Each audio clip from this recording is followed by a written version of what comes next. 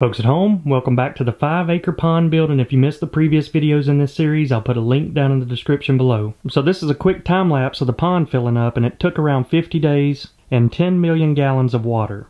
And we had finally gotten to the moment we had all been waiting for, and that's adding fish. But there was one thing left to do, and that was to turn the well off and make sure that the pond would hold the water, because it was losing a little bit too much water each day. And after watching the water levels, we decided there had to be a small leak somewhere in the pond. Unfortunately, I didn't know where the leak was coming from, but I found it by accident.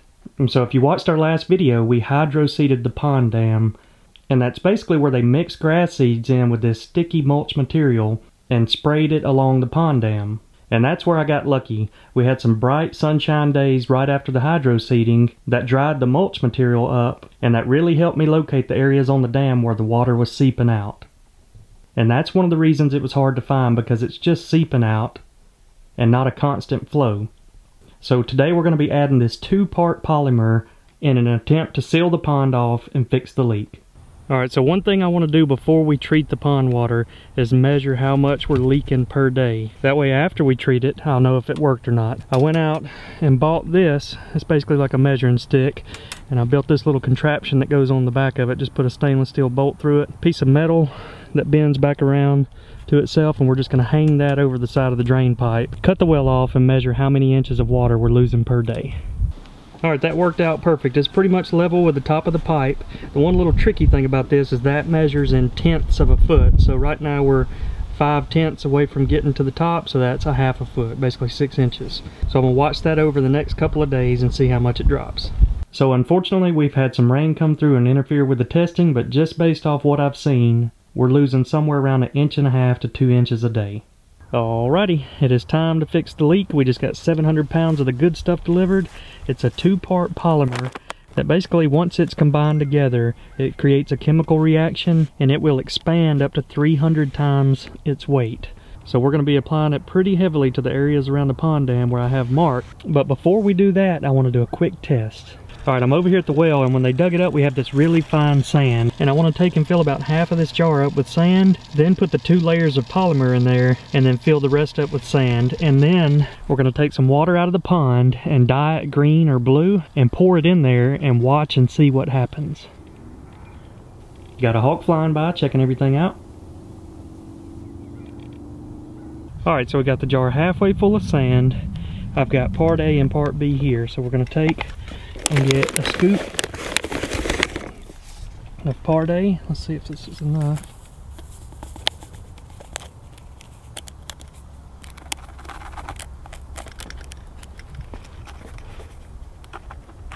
And a scoop of part B.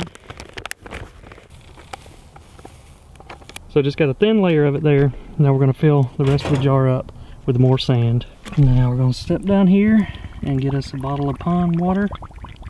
Then turn it blue so it'll really stand out in that sand. Alright, the moment of truth. Let's see how good this stuff works.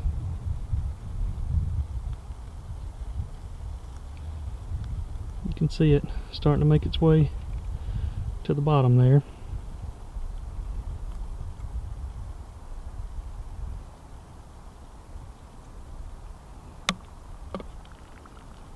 I decided to go ahead and add one more bottle of water to speed the process up, because it's taking forever for that little bit of water to get down there.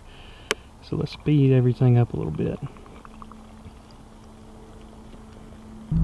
Alright folks, checking in on our experiment a couple hours later, and it appears to be working. You can see above that white line you have that dark saturated looking sand, the wet sand, and below it it's that white sand, and you can tell nothing's made it down below the white line.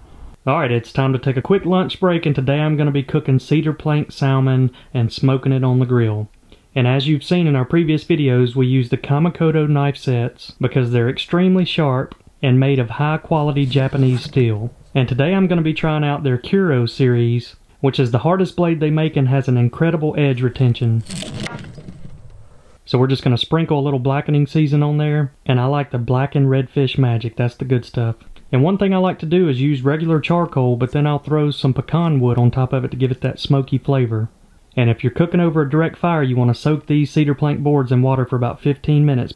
And now it's time to let them smoke. I usually let them go for about 60 to 90 minutes on low heat. So I'd highly recommend these Kamikoto knives, and don't just take it from me, they're used by Michelin star chefs all over the world. And they also make a perfect gift because they're shipped out in these ashwood boxes. So go check them out. I'll put a link down in the description below that will give you $50 off your purchase.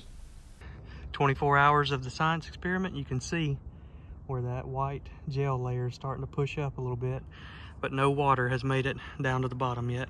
All right, we are ready to get started. We got 14 sacks, 7 part A, 7 part B. Got a little Terry out here on the boat. We're about to max it out. It's 500-pound weight limit. She's gonna be bowed up. All right, folks, give you guys a quick rundown of how we're doing it. Got part A here, part B here. I'm just scooping a cup, spreading it as evenly as I can.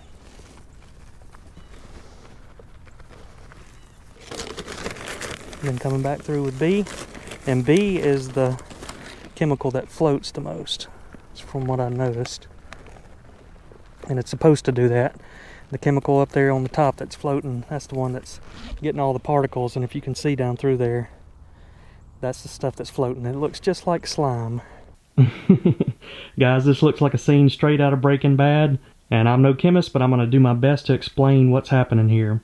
So you can see here one of the parts is floating on the surface and doing what is described as flocculating, and that's basically collecting all of the sediments in the water. And once it collects enough, it becomes heavy enough to sink down to the bottom. And over the course of 21 days, it's going to swell up to 300 times its size.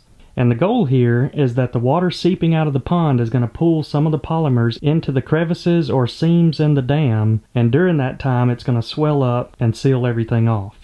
So it's the perfect application for a leak like mine, and it allows me to keep the pond full, unlike in the past you would have to drain the pond all the way down and fix the leak.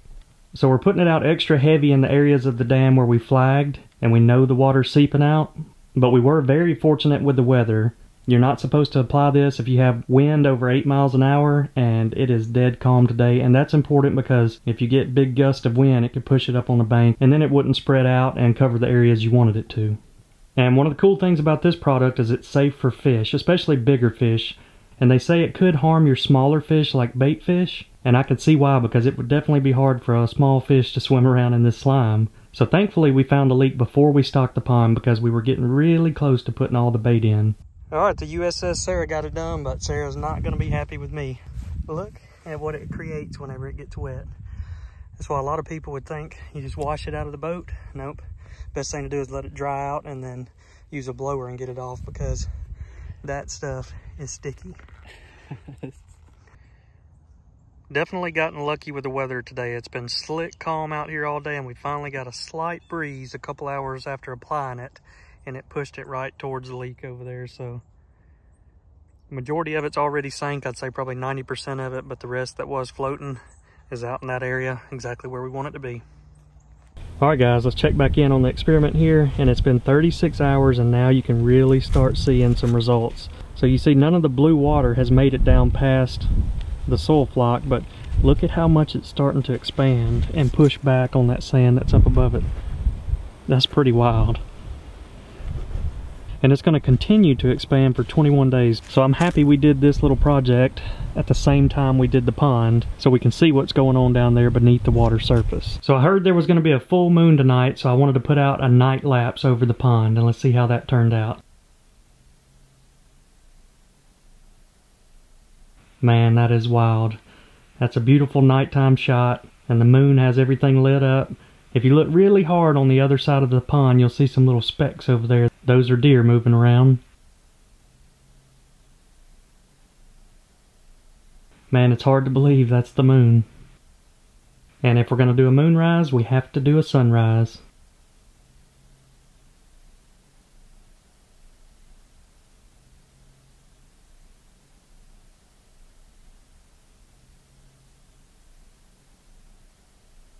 Look at all the fog lifting off the pond.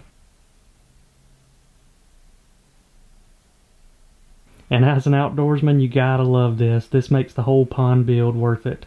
And man, I cannot wait till we have one of those crisp mornings like this, watching the fog roll off the pond and doing a little fishing. And you can definitely tell how much brighter that sun is and how much more powerful it is. Alright folks, we're going to be doing another test to see which of these the deer like to eat the most. Several of you commented in the last video you wanted to see a salt block or a mineral block. That's got some corn and other minerals mixed in there inside of it. Then we have the champ from the last video, the FRM apple flavored corn. Guaranteed to eat that up. And then going back again with the roasted soybeans just because it's healthy for them. So we're going to roll the night camera footage and see which of these the deer like most. And you can see the first group of deer that comes through are a little bit skittish, and that's kind of what we've seen in the past when we've done other experiments. Anytime you put something new out there and it has a new smell or a new look, they typically shy away from it for the first day or two. That buck's like, who put salt there? And speaking of who, we finally got a daytime shot of the smaller owl that we call Hooter. He's just vibing on the fish feeder, trying to get that last mouse before he heads in. They didn't seem to like the salt block at all. Almost seemed like they were scared of it, most likely because they've never seen it. So I did the only thing I knew to do. Covered it up with corn. See if that'll get them in here to it. So the corn definitely seemed to make them feel more comfortable. This buck even decided to lay down and relax a little bit.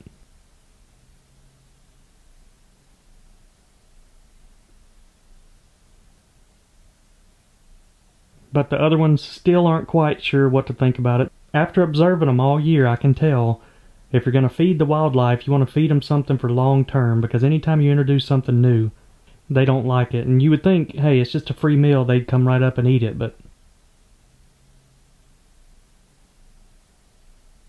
I'll tell you who won't pass up on a free meal, and that's the raccoons.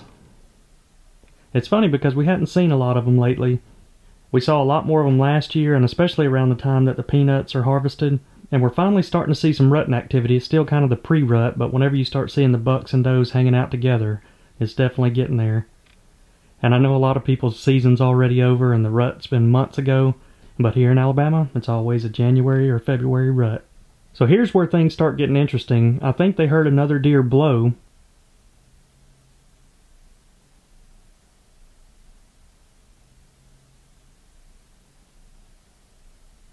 And guys, I can honestly say, I don't have a clue what this is. He's the exact size of a coyote, but extremely dark. I thought it may be a fox with a bushy tail, but it seems a little bit big for a fox. So leave a comment down below if you know what this animal is. And just for a reference, here's another clip of a coyote. And around here they have a much lighter fur.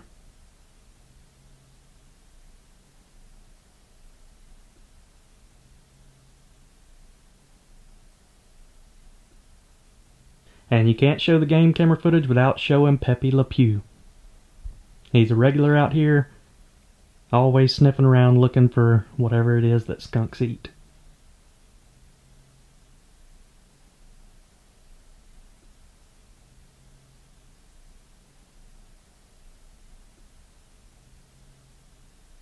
And it looks like another small fox came through.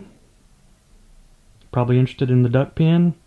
And unfortunately I didn't film the ducks this week, but we still have all three of them and are going to have to get rid of one of those males soon. Now it's time to feed Mr. Moby.